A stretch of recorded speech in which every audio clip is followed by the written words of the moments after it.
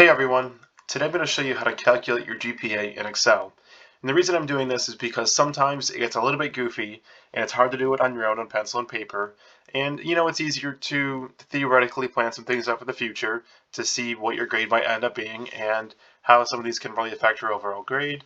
And it's a lot easier than digging through the gradebook and seeing what that comes out as and using the other online calculators.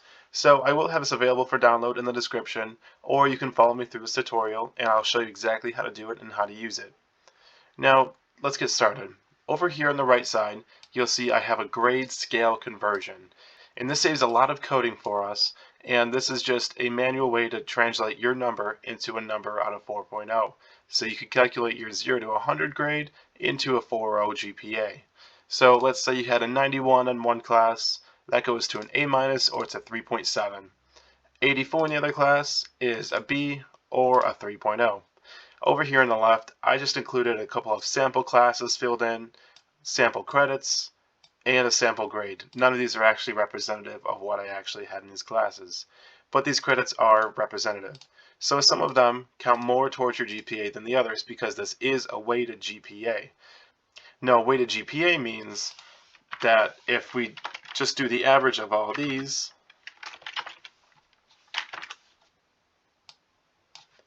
this is not actually my GPA here because the four credit class will pull this grade up more than the 2 credit class will pull this grade down. So we can actually go through here and calculate what this grade would actually be with the appropriate credit weighting. And this is where it becomes very important to do well in those 4 credit classes and focus on those more than maybe a 1 credit class if you're running out of time. So let's go ahead and break this down. So over here, so there are no formulas yet in these. These are all just sample numbers, like I said before, besides this one.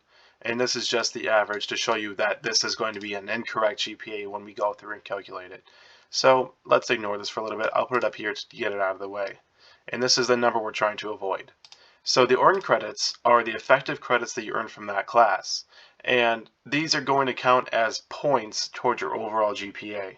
So to calculate your earned credits, what you have to do is multiply your credits for the class times your grade for the class out of 4.0. And this gives us an effective grade based on the weight of the class. So you can see that this ENR 161 class here is very minimal compared to the amount of credits earned from this chemistry class up here. And what we're going to do is get the sum of the total earned credits.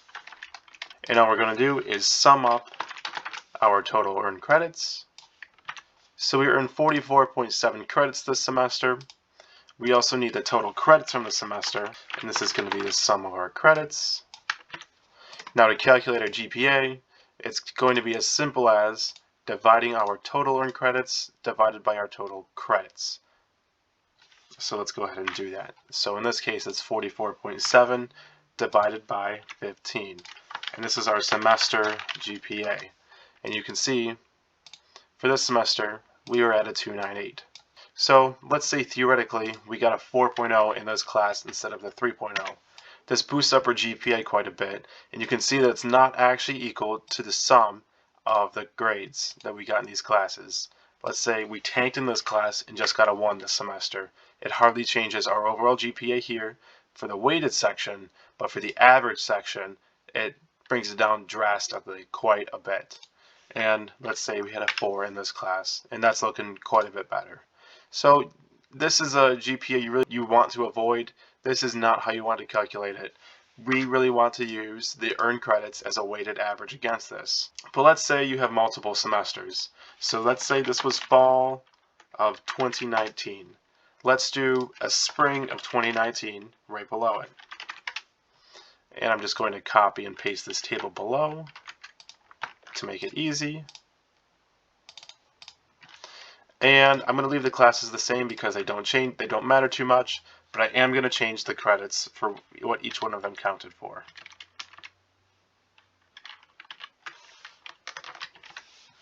Okay, so we had a 13 credit this semester here, and let's change our grades up. Okay, and this was our theoretical semester GPA, a 3.0.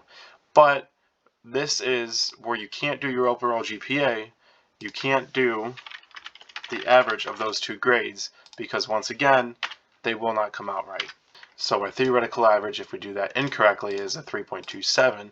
However, if we add up our total earned credits, and let's slide this over here just to make it a little bit neater.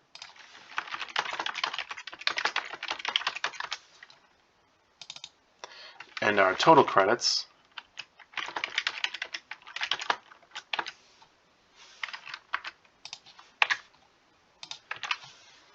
we get an overall GPA